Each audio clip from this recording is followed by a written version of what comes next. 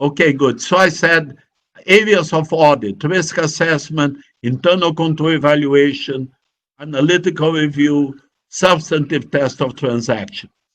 And then there is this other whole set of things to think about, which is audit assertions.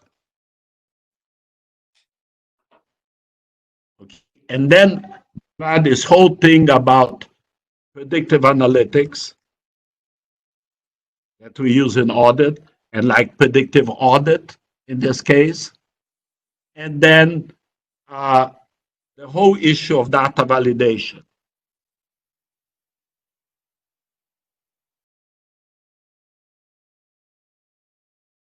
And then I actually talked about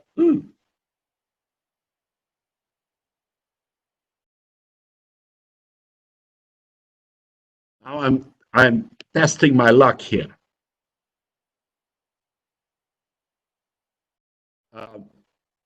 So there is two potentials: contaminated or not contaminated, not contaminated, contaminated. And there is basically a flow, sorry about my handwriting, because it's on the screen, of contamination.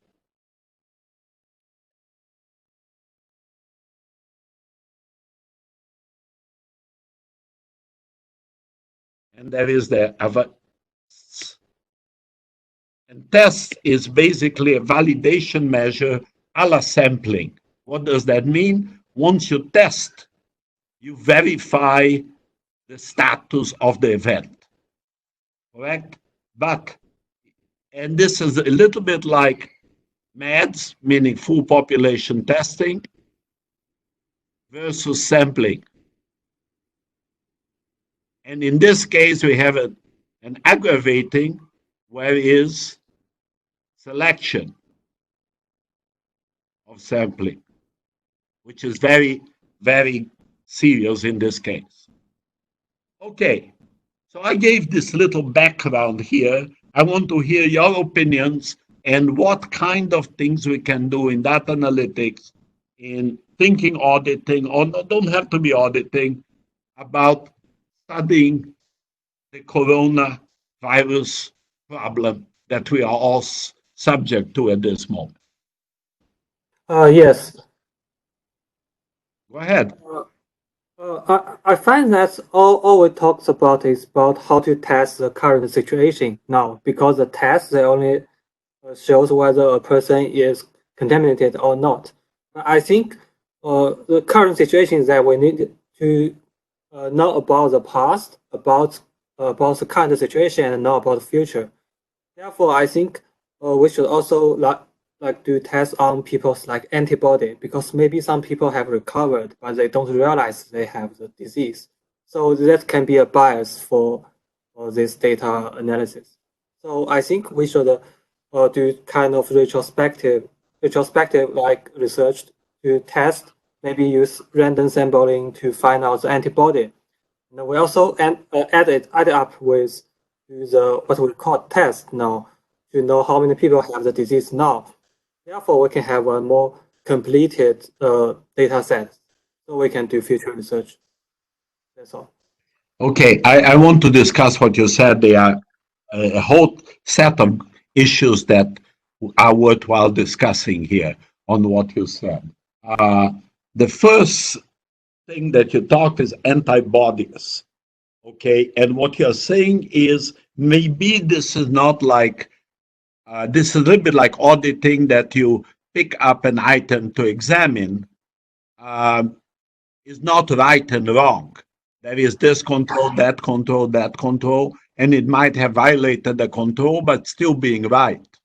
Yes. We are saying if we are looking at antibodies, we actually doing a deeper view than just a current moment testing.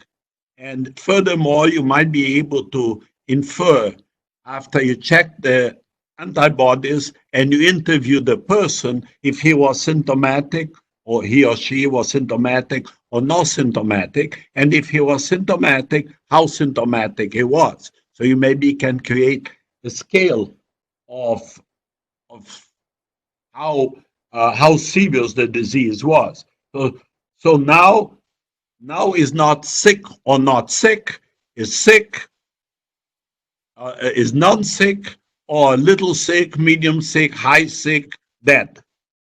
Just kind of uh, expanding here. So you created a scale that instead of being a binary scale, you created an ordinal scale. That something is bigger than the other, than the other, than the other. So you can do better analytics with the ordinal scale. Very good. Next thing that you said is random testing and how many, and you are talking about this is like a sampling problem, correct? Yes. And Wulu, you're taking some notes, aren't you? Yes, I'm taking notes. Good. Because I'm taking notes too, but my notes will not be sufficient. And Shinshin, take notes too, because you usually take very good notes. Okay, I'm on it. Okay. Now back to the random testing and that kind of discussion. What would be the ideal way? Please don't take this seriously, but you could test the entire US population in the next 10 minutes. And then you would have a perfect map of what is the situation today. But wouldn't be so perfect, raising a little bit of Mr. Goo's comment, whereby the test actually is not so accurate. What does that mean, the test is not so accurate? There was this horrible story, I think we talked it last time, of these two Chinese medical people, ladies, and two stories. They both went to the hospital, they both were very sick. One of them was very sick, but always testing negative. And the one that always tested negative died, and the other one did. They are both young people at your age or a little bit older. Okay. So obviously that test wasn't very accurate. Second thing of the testing, because there were not enough testing kits. In China, they started doing kind of X-ray, CAT scan testing, and if the lungs were very, very affected, and there was some other evidence, they diagnosed it as corona without the testing because they couldn't wait for the test. We are not doing a lot of that in the US formally, but informally, obviously, private doctors are doing a lot of that. Actually, I have some reply for your whatever regarding to the test.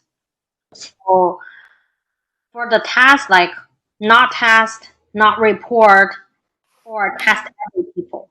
So test every people like the case in South Korea, and which is not possible in the United States. And Why another is it not possible, Shinshin? because that's regarding to the accuracy of the test, and also the accuracy of the test because there are so many different type of test kits, and the most accurate one in China is using the blood. So the result coming really, really fast, and which is created by the Zhong Nanshan team. So they are using blood, and it's a test. So they use one drop of blood, put on the testing, and then a few minutes later, if it's two line, it means that you are positive. Not like using the things put on your nasal, not like that. So another thing regarding to the test is because this virus is very sneaky, and regarding to the effective or not effective, the effective people are separated to so many kinds: incubation stage, light, mild, severe, recovered but still contagious, recovered but not contagious. So these are so many kind and various of it, and the only way is you mapping those people. Oh, okay. So you got it. You potentially, who are you contact with? this should be like the things like what China do, like for regarding to the test. So if you have fever, you go to the fever clinic. So this fever clinic is Can special. you can you say that? I missed that. If you have, and I didn't, it kind of blanked out on me. Can you just repeat the sentence? I mean, if you have it, you think you probably have it, you go to the hospital, and in China, the setting is they have a fever clinic specially set in front of the hospital. And first, you come in and you do the temperature test. If you got fever, okay, you stop you right there, and then you do a quick CT scan for your lungs. Do you have infections or not? This test would only take like 30 minutes in China. And while you're waiting for the result, you also do the test for the coronavirus if you're matching all those symptoms, and then you wait for the result. But you are not going to be quarantined at home because you are contagious. And in China, in Wuhan, most of the cases are family unit. So if you go home, you're gonna make everybody at home sick. So they are specially quarantine you with that special hospital. Everybody is in there. So for the mild, light cases, they are quarantined together and they only provided supportive care. And for the severe case, you need to go to ICU or you need ventilator. They have special care for those people. Okay, so what Chin was describing is a mix of measurement of symptoms, of methods of testing. Chin just added a lot of complexity to our audit problem into our analytics. And these things overlap because availability of test, type of test, who gets tested, they're all very different problems that are one on layer on top of the other. And I think we could create an analytics which would be variable and the sub-indexes relating to testing, relating to this, relating to that.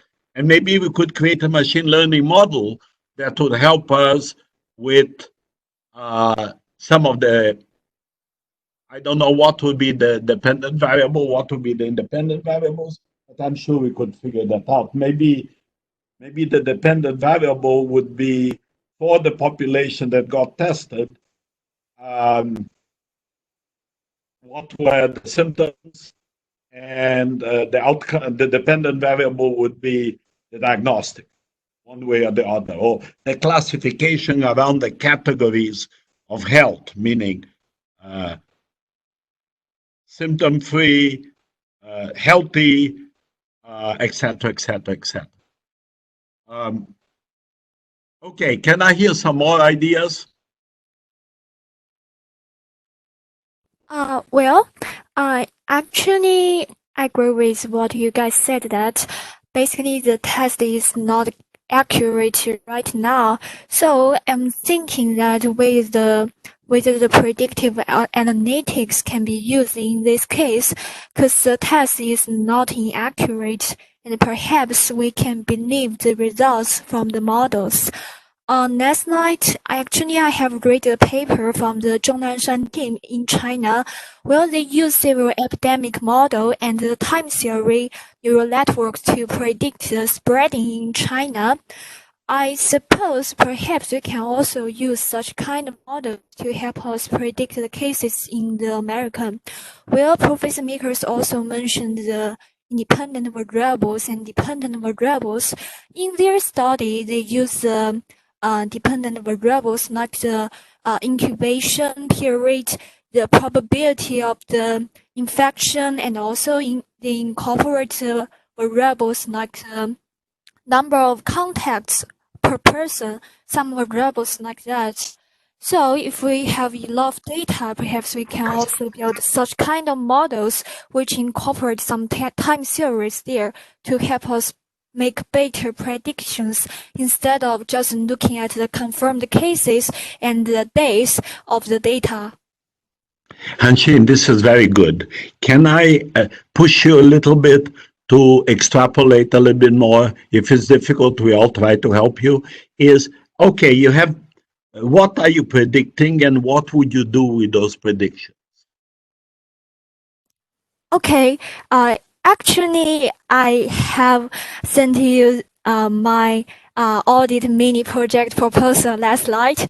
In this proposal, actually, I try to make some predictive analytics by using some ideas of continuous monitoring in audit field.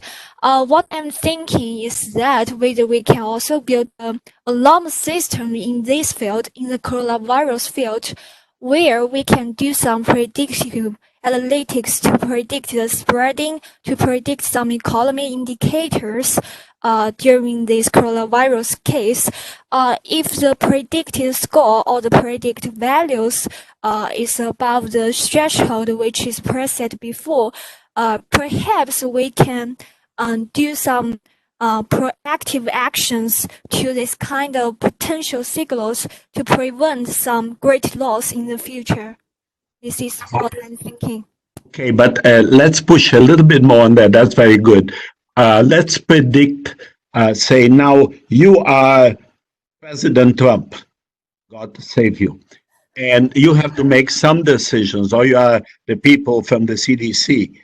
What are you predicting? You're predicting ceteris paribus, which means as it is now, how the disease would spread in the United States. So this is in the time series disease availability or disease status across the population, correct? This is a population distribution study, correct? And maybe an outcome in each person study, correct? You could do like a simulation, put 360 million people there thinking United States, and each person based on geography and on age and on economic status, whatever, you'll make a prediction. This person will be status 0, healthy. Status 1, contaminated but not symptomatic. Status 2, contaminated, light symptomatic. So predict that. And then you can also predict over time. Say there is this network of contacts, and so Miklos will transmit it to Marina, his wife, who is going to transmit it to the baby going that way. That's horrible prediction, but I just talking. So this would be a layer, and that's why I started with that time thing, because I think there are layers here, and maybe we can model this by layers. Well, actually, last night I also looking for the available data set on this aspect.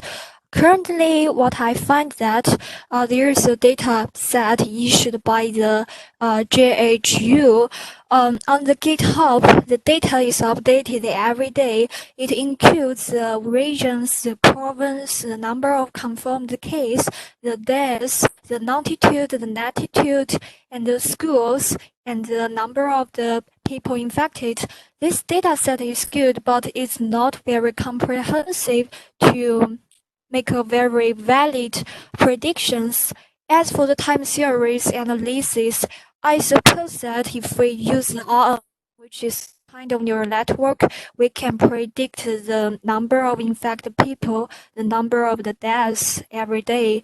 I suppose we can use this model to predict people, for example, in the following 15 days, in the following 20 days. We can do that. Okay, good. Let's kind of put a variable here. There is a cycle here, and the cycle is healthy gets contaminated, gets symptomatic or not symptomatic in 14 days. However, it's not 14 days. Some people get contaminated. It's unclear. some newspapers were saying 2 days. And so there is a range of showing symptoms. I would imagine so. If you are very healthy and exercise a lot, your body will fight it, and maybe you won't even be contaminated, although you are exposed to the germs. So we need some kind of stochastic positioning, and this stochastic positioning has to be time series oriented. And after the 25th day, this may be the best estimate of that.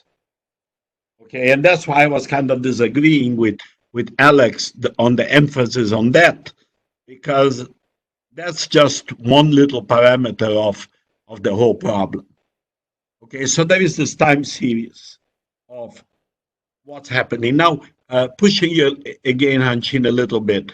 If you were a policymaker, what would you want? How would you use it? What would you want to do with this? Well, I am the policymaker. Firstly, I suppose I need a predictive analytics model like what I mentioned before. If I notice that there is a huge difference between the predictive model and the actual values. For example, the model tells me that there will be 100 people is affected. However, the test result is that I only test 2 people who is confirmed as positive. There is a huge difference there. So perhaps at that time, I will rapidly make the test. I make the test more in time and more rapid for every people. They are available to accept the test. This is the first step. The next step is that if the number given by the model is too surprising or is too frightening, perhaps I can do some if I'm the president, I can do some nationwide interventions. For example, I can copy what China did. They do the blog for every city. I can do the similar interventions to stop maybe to mitigate the transmission of this kind of virus. The third point is that the hospital resources is also very important. If the model, the digit from the model, the number from the model is really frightening, then I'm considering that what I can do to improve the hospital resources. For example, I can build more movable hospitals like what China did to ask people keep the social distancing and also isolate the infected people. I do such kind of policies. Good. Okay, you know that you might not have noticed is that you added parameters to complicate our life a little bit, because you started bringing in the hospitals, and I added here in this comment the respirators. And have you noticed that how much emphasis has been on equipment available and masks available and etc. And so whole little policy emphasis was only really kind of social insulation on understanding and reducing the need of anyone going to the hospital.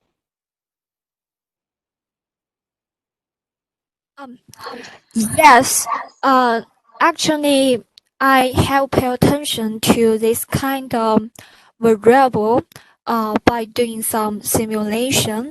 I watched a video from the YouTube where the guy used several epidemic model to generate the to do a simulation. In this simulation, when this guy put variable hospital resources in the simulation, we observed that the transmission and the infected people reduced greatly.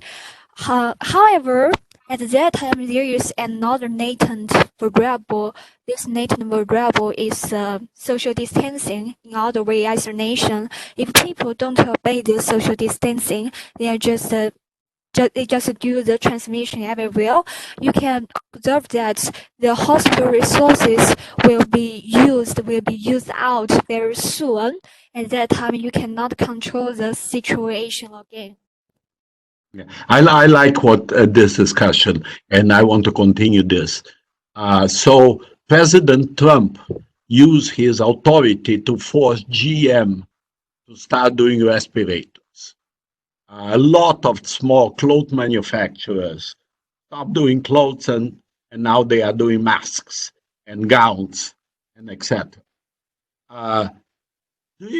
So I kind of getting this inkling that this is really kind of dealing with the end of the tail. That need to be dealt. But one of the ways to resolve the lack of respirators is having less people need to go to the hospital.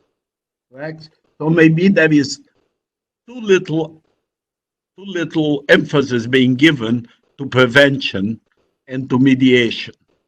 Meaning that's the other thing, is there is a big path between you start feeling symptoms until you're dying in a hospital.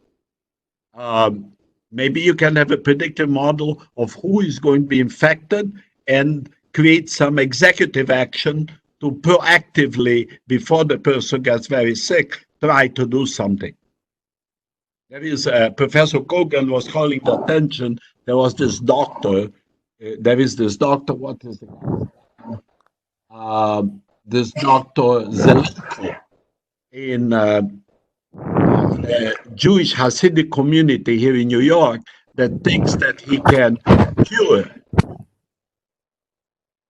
cure corona. Three things: giving antibiotics, second, giving them zinc, and third, giving a malaria prevention or treatment medication that is over the counter. You can buy it anywhere. Okay, and go ahead. Oh, well, I just want to add a point. I'm not know whether it is right. I suppose what the professor mentioned is actually to create a typical profile of the patient by using the data. I suppose it's like to using some unsupervised methods, clustering, to discover the common points among shared by the different patients. For example, firstly, we can divide the patients into different groups according to their ages and their body situations, and then within the group we can develop some typical profile of this group. Then I suppose it can be good for the doctors, because they can just look at the profile of this patient to see whether this patient satisfies the some features of the specific group. For example, if the patient is over 60 years old and he has some other kinds of illness, this is a very typical profile of this group, this age group. And then this person is in high risk, and perhaps we can do some proactive actions to this patient and ask him to stay at home and do not walk around. Perhaps that can help. And you create an infrastructure, which is easier in China than in the US, of basically satisfying the needs of that person to decrease their probability of being infected, like provide food at home, separate them from the children. My daughter, who is now in Jackson Hole, Wyoming, didn't want me to have too much contact with her children because she was afraid that her children would catch the disease at school and bring it to grandpa. So that was a preventive measure. Now that they are schooling at home and 14 days are passed, I could see them, but they are in Jackson. So let's move to someone else here. Andrea, what can you add to this?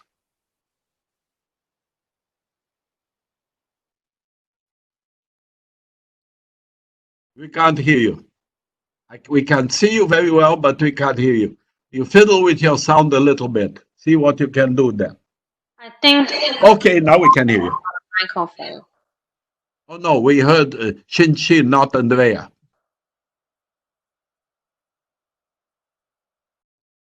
And hear you. Let's hear someone else.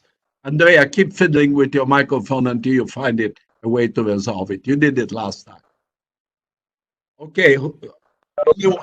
Anyone else? Come on, I want to hear your ideas.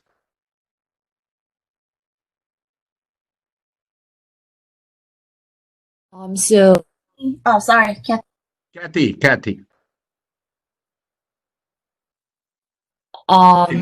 actually, I'm more interested in the in people who have no symptom. So maybe we can build up a profile for people who are contagious, who got the virus but don't have the symptom. Because why is that? Why is it because the like they're young and they have like some antibody for that virus, or because it's some I don't know. So I want to know why or how the virus in their body can influence them. Is it there's no influence, or there are some influence but there just no like no symptom? Yeah. Yeah, I agree with you, Kathy. I actually have raised this issue often enough. Is we need to really think a little bit more about the people that are non-symptomatic, because there might be a good message there. Mm-hmm. Well, My other point about the non-symptomatic is the transmission. Is there are people that are sick and non-symptomatic, but they are going around giving it to everyone. And there has been very little attention given to them. What would you do? What would you do, Kathy, to resolve the dilemma with analytic methodology, audit verification methodology, etc.? So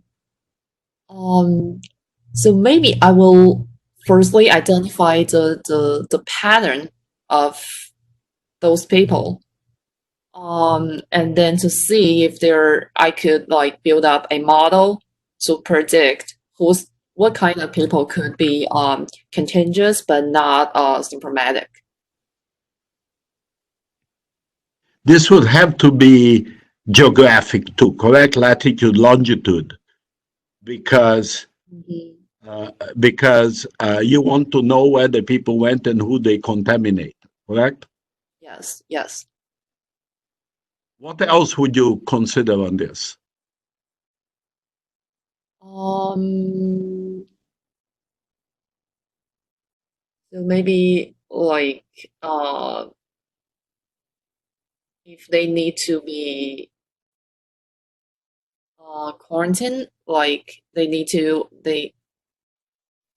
I'm not sure about that because I don't know what's the influence the virus has on them. If they are like, for example, even if they got the virus but they're still like very healthy. So is it like the same? Yeah. So what's the like contagious level for them and those people who are symptomatic? Okay, you raised an issue no one raised yet. Is everyone say this person is contagious or not contagious. You ask an interesting question, which I think is a valid question to ask. Is maybe some people are contaminated, but somehow they are not very contagious. God knows what would make it that way, but there is no. It's not sure if it's 0-1. If you're contaminated, you're also contagious. It's not clear. If you are contaminated and non-symptomatic, maybe the level of virus in your body is so low that you finish up not contaminating too many people. Yes. Good. I want to hear others. Keep talking. Others. I watched one news, and doctor mentioned about non-symptomatic patients, and he mentioned that it seems like it's like the patient doesn't have any symptom, but actually the patient has symptom, but it's so mild so that they don't even. And like according to that doctor, it's like there's there's no non-symptomatic people. It's just like mild. That's why, yeah. But yes, that's yes. Okay, so you're basically saying there is no one that doesn't have a cold but has viruses. And what Kathy raised now is possible that if the person is positive on the test, but his level of virus is very low, he doesn't contaminate people because he doesn't have a lot in his mucus or in saliva or whatever. Yeah, I actually, one of the things. It's not true that this people is, even though he has mild symptom, it's not contagious. This disease is highly contagious. That's why the number grow up so fast, even for the non-symptom people. With the incubation stage, they still be able to transfer from human to human. So this is a mythical. It's not like they are not contagious. No matter what, as long as you tested positive, you need to be quarantined, isolated from the potential healthy people. But Chin, you might be contaminated and just at the beginning. And so at that moment, your body is still fighting it. You maybe don't have a lot of the virus. Viruses multiply themselves, okay? And you don't have enough to pass it to other people, okay? I don't think anyone, this is actually a discussion I never heard. I'm sure someone has discussed it, but I never heard this. Has to go, is not 0 and 1. 0, 0.0001, and goes and goes and goes and goes. People think that, you got spit one virus, you got it. It hits your cheek and it never hits you. Okay, or it goes into your mouth and your saliva kills it. Or it goes into your throat and your antibodies, you just had a cold and your antibodies are ready to attack anything that looks like corona. Okay, there is this whole set of things that are really, meaning we haven't really dealt too much with the medical side of this thing, which I understand. I have a question for everyone. I want to hear someone else answering it. A lot of this analysis, I find it asinine. They give, even the New York Times gives these big maps of New York is red, LA is less red, and etc. Don't you think we should normalize this to understand better what is the density of the problem? Meaning, I'll tell you a little story. Maybe 2 years ago or 3 years ago, the people of Google said that they could, with queries to Google, they could predict influenza surges in the United States better than Center for Disease Control. And then they were criticized because the numbers are proportional to the population. So then they normalized the numbers, basically divided the US in regions, reasonably small regions like zip codes, and then they calculated populations in each one of them, and then they normalized the Google queries to medical. Also, they improved the tech terms that they were using for that analysis, and then they'll continue being more predictive, much more predictive. The CDC takes 2 weeks until they say something. So shouldn't we, saying just number of deaths? Sure, the US is going to have much more, New York is going to have much more deaths than Alaska, because there are more people in New York. Okay, and there are few deaths in Wyoming might be equivalent to many deaths in the US. Using deaths as a proxy, I don't like it in general, although Professor Kogan loves it. I think, of course, the Alaskan has a less population than New York, so New York will likely to have more deaths compared to Alaskan. But cases, diagnosed cases, and that is, I don't think it's proportional to the population density because, I mean, there's some of the reasons, like if the city is dense, they are more likely have the people and spread it quicker. But I think this disease is more like if there's one person who has it, it's like spreads around. So what it means that although there's a city which is dense, if there's no one that gets it, then we're not gonna get it. So it's not. I'm saying that if it's dense, it's easy to spread, but it's not proportional to the density of population. I think not necessarily proportional to it. Like in South Korean case, the area where there are a lot of cases is less dense than the Seoul, which is capital. But there are more cases found in that city than the Seoul because there's one group who went to that area in China and came back and didn't report anything. That's how all the disease spreads.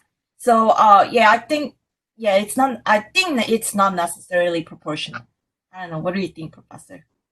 So you're not contesting normalization. You're contesting the method of normalization. How you normalize? You say it's not really population, is whatever. Whatever we do for normalization. But what I'm saying is to get a better story of what's more dangerous, you need to take some denominator that explain you better what's happening. I think one of the things that would be very interesting. Okay, let's go back to the thermometers. Okay, the thermometers, there is this company that sells these internet-connected thermometers. I was trying to buy one today because I was curious, and I guess they are sold out because they said that I had to remote ordering and they didn't know how long it would take to deliver. But they have like outstanding 1 million thermometers, and every day more than 100,000 people take their temperature. And they show a very optimistic, we already discussed this, very optimistic picture. They say that actually the number of people taking their temperature every day has gone down, and in some places gone down a lot. So what are we inferring from that? By the way, can I just stop here and ask all of you, this is an exogenous variable, temperature from electronic thermometers. Can I hear from you other exogenous variables we can use or they are already using? I included in my idea, that paper that I wrote about this. I think we can include the data of Google Map or Apple Map if someone uses either one, which is we already have it, and we the map keep tracking the location of every people and store for a certain amount of period, so that if someone gets it and if that person tested positive, you can also know that people who closely contact with the people, and also it can also know that where the patients have gone, and government, so that will give the information to the governments where to disinfect, and also tell the people to avoid that area for for a short time. And also government can disinfect the area, then people also feel relaxed about those location again because it's already disinfected. So I think we can use the location information of the map of individuals. Okay, I put here movement. I put L, latitude and longitude, mean location. Okay, I still can I shoot off an idea here that that changes this discussion a little bit. The idea is this: the U.S. is going to over the next 3 weeks be sending a check to everyone who is in the U.S. And can be identified. And I don't think the U.S. government can identify things as well as Google can. Or anything between $1,200 and $500 per kid. Couple is $2,400, etc., etc. How about doing the following, saying I only send you a check if you fill up a questionnaire on the internet, how your health is at this moment, and uh, and if you lie, I'll confiscate your check. Of course, you can't confiscate it, but it's just a threat. So people tend to be more accurate. What do you think of this idea? I see Abby moving her head. Abby, say something. Oh, I think that sounds interesting. Yeah.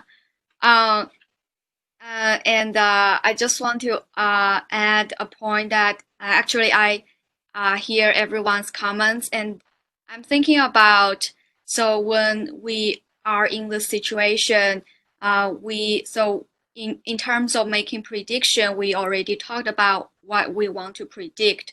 So basically, I think there are two levels that we are interested in. One is in the aggregated level, meaning as policymakers or governors, they want to estimate how many people needs treatment so that they can get hospitals prepared or making quarantine policies. So they want to focus on the aggregation level. But we also want to know in the individual level of who in particular might get infected. So we have these two levels. In the aggregated level, I think maybe there is no proof, but maybe the effective way is to do the simulation, meaning you have a mathematical model and you input different parameters, such as, let's say in New York City, what's the population density, the age distribution, right? Like how what's the percentage of old people you have in the city, and whether the city is taking precautions such as quarantine, social distancing, and what are the current medical resources. So different parameters, and these parameters can be preset by the existing knowledge or can be updated based on data collected from exogenous variables. And so that you have the simulation model, and then it can predict what's the percentage of people who might need the treatment in the hospital and who may get infected. But as I said, this model should be dynamic, should be updated based on the current situation. So if I would like to give this model a name, it can be dynamic simulation with big data, which means you have a simulation model whose parameters will get updated in real time by using the big data from different sources. And it changes over time. So let's say in New York, after we are doing this quarantine, then maybe this parameter, this transmission rate will go down, so that this will affect the prediction that you are making. And then as a country, the country simulation model can aggregate models from different locations, because as I know, even though the president says something, it really depends on the local governors to make their decision of whether their state or their city needs quarantine. As far as I know, in Florida, their governor is not doing a good job in preventing in facilitating the quarantine. So there are many factors to be considered.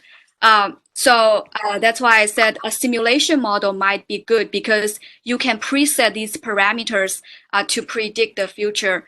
And then when it comes to the individual level, I think that's where the challenge is because in the United States, the privacy is really what people care about. So, but in Asia, many Asian Hold on a countries. second. Hold on a second. People care about privacy until they don't care. Okay, at this at this moment, people don't care about privacy. They don't want to get corona. Okay, they might fuss a little bit, but you know, the Israel basically confessed they are collecting telephone data on every citizen. Okay, the U.S. already have opened all kind of privacy gates that they have. In China, went deep into private. No one is complaining because this is for a good purpose. Right. Yeah. So let's say if we can get individual level data, then that can be that will make life much easier. So so the in the individual level, it's best that if we can get geolocation data because Xinxin mentioned that let's say if you have like symptoms or symptoms of or are tested to have coronavirus, then people who have close contact with you, like your direct relatives or your close friends or your roommates, will be highly likely get infected. So you can use this data to generate some information, and this is already happening in many Asian countries. For example, my dad showed me a QR code, and this QR code is like you can input your phone number and your ID to get a code indicating your health condition. So that code is based on your health records. For example, let's say if you have been to the hospital in the last 2 weeks and did some diagnosis, your data will be in the database, the national database, so that it can show like, okay, if you go to the hospital, what were you for? Were you in the fever area or were you in some other unrelated disease area? Pregnant area. Yeah, so basically they can give a score of the likelihood of you having the virus. If it's green, then you are okay at this moment. If it's yellow, it means that you need to be quarantined. And if it's red, it means that from all the records, you have this virus and you should be treated in the hospital. And not just China, like many other areas like Singapore, Hong Kong, Taiwan, they are also doing this. So that has proven to be effective. So if US can do this, that would be great. But I assume people will fight back for this invasion of privacy, I guess. I don't think so. I don't think so at this stage. I think that the strength, you know, there was a big article in New York Times one of these days, maybe even today, talking about how governments are really expanding their scopes during this crisis, and you know, a lot of people arguing for small government are keeping very quiet. And why are they keeping very quiet? Because at this moment makes sense, intervening government. So, but of course, in the New York Times today was saying that some dictators or whatever are using this as an excuse to become much more intervening. Yeah. I think that, yeah, it really depends. Like in this situation, people really need to get those information. And there are some other aspects that I want to point out since we are discussing this. So one point is that we all know that about more than 3 million people have filed unemployment. And I think that really relates to the GEM project that Xinxin, Arian, and you are doing. So now in this very situation, how can we have a system to make sure that people really who need help get the help they want, and whether the stimulate package is enough. That's one thing. The second thing is that so I was reading there is a worry about the supply chain, the food supply chain worldwide might be affected by the coronavirus, because many countries that are focusing on the agriculture stopped exporting their food, like rice or other products. And U.S. is not an agricultural country, so let's say if this continues, maybe there is a risk of this food supply chain. The third one that I want to point out is so now people are focusing on like the health of the general public, but what about the health workers? There are already news coming from Spain and Italy that a large amount of the health workers got infected, and it won't be a surprise that in a few weeks, or maybe this week, we will hear that many New York nurses or doctors get infected. And what about and these doctors, every day they go back home. What about their family, right? So maybe these are just some side topics that we may think about as an individual in the society. But these can also be considered in our simulation or the continuous monitoring, something like that. So it's really multifaceted. It's a multifaceted problem. I want to hear other comments. This actually the whole economics of the situation, and President Trump suggesting for the economy starting to reopen in April 12th, which is Easter Day, is an interesting consideration. Abby, you didn't do this consideration, but we are talking about auditing, and we are talking about validating facts and numbers. How many of the politicians are manipulating facts and numbers for looking better, okay, or for not looking as bad as they could be looking? And and actually this is really an audit role. The role of auditing is saying that a particular number is fairly stated. So can you validate a prediction? Is it a valid prediction that 100,000 people will die in the United States from coronavirus? Is it a valid assumption that if we hadn't intervened, millions of people would die? Well, there is a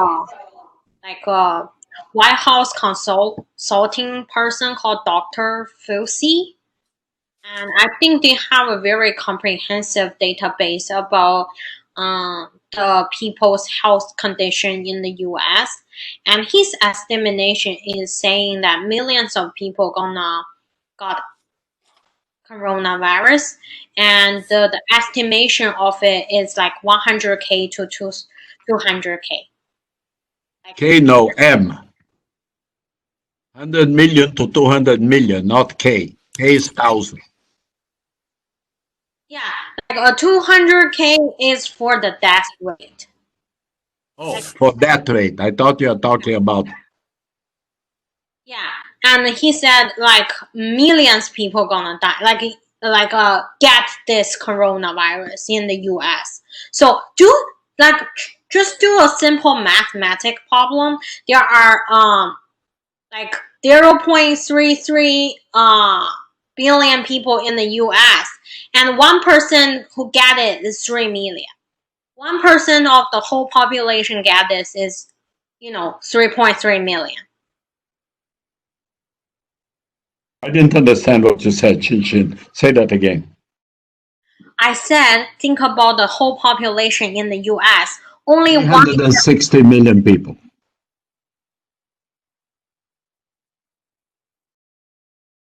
$60 360 million.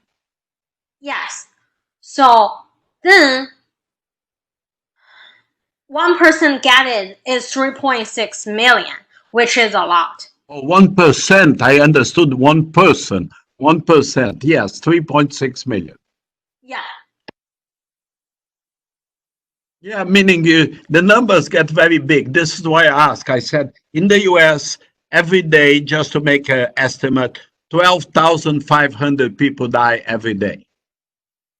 Okay, now the reasonable calculation would be steady state 12,500. Now 15,000 are dying every day.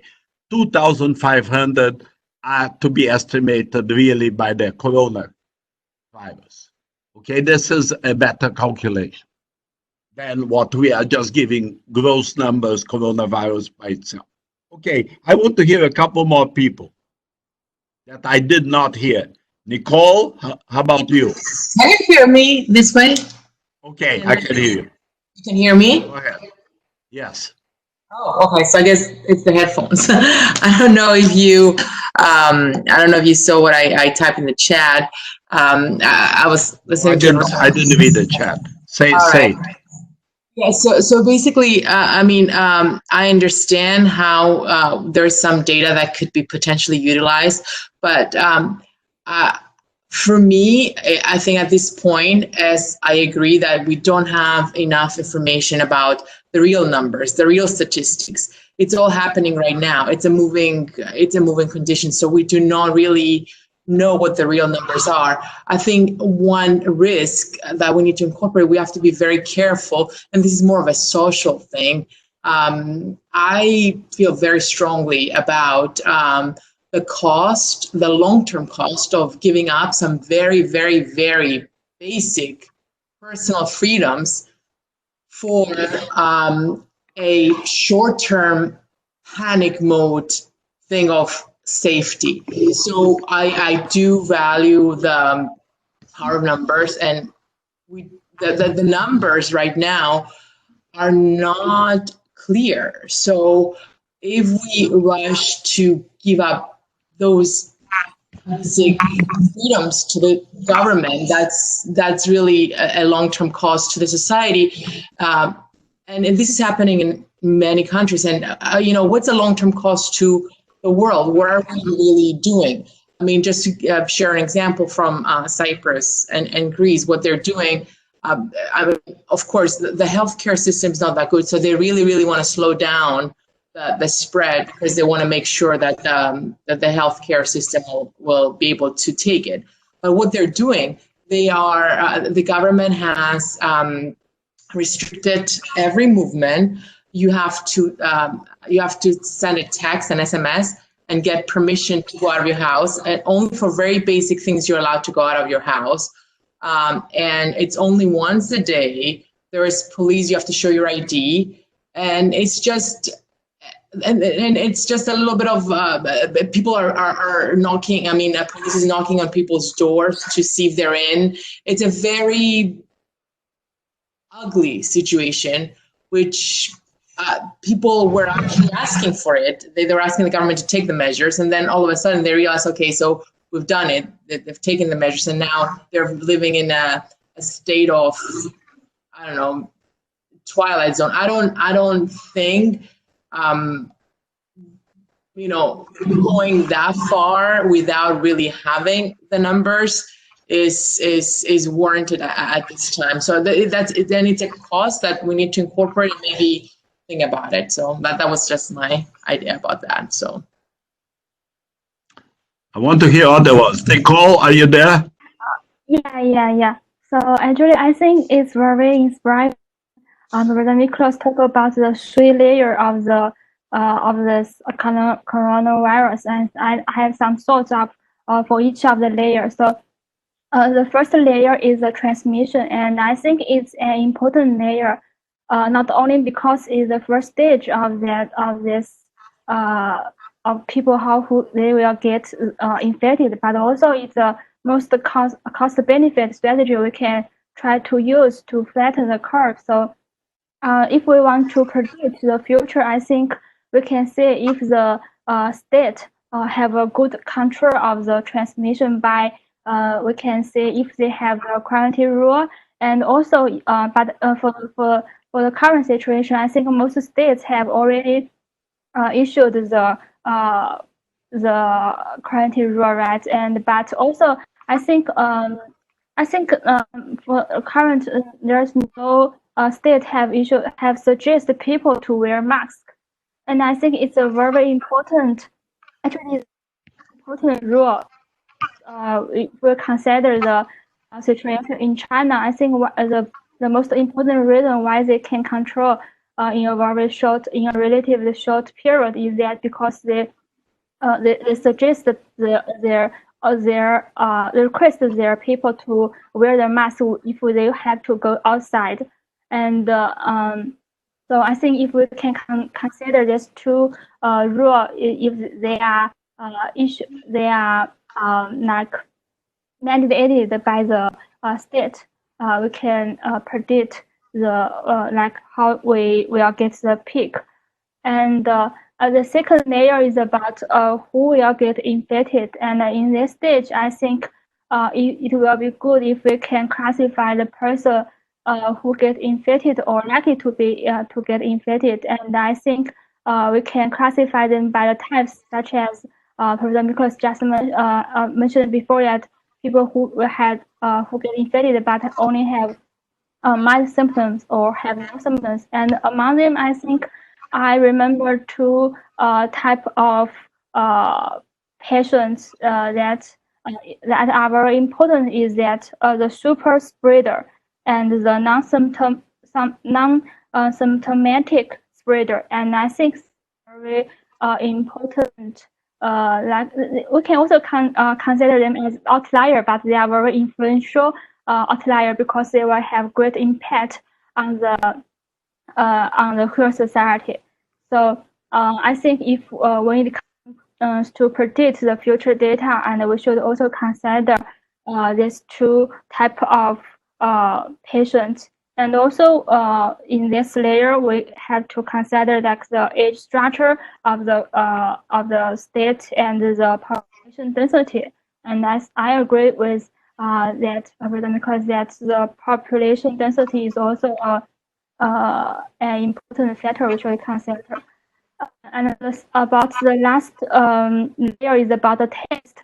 And I think rather than we should put more emphasis on this, I think another rate we should consider is about the diagnosis rate, because currently I think for the New York and New Jersey, the diagnosis rate is about 30%, and which is very high actually considered to the data in China and also in the South Korea. And because the 30% rate means that 3 of the 10 person who got tested is positive.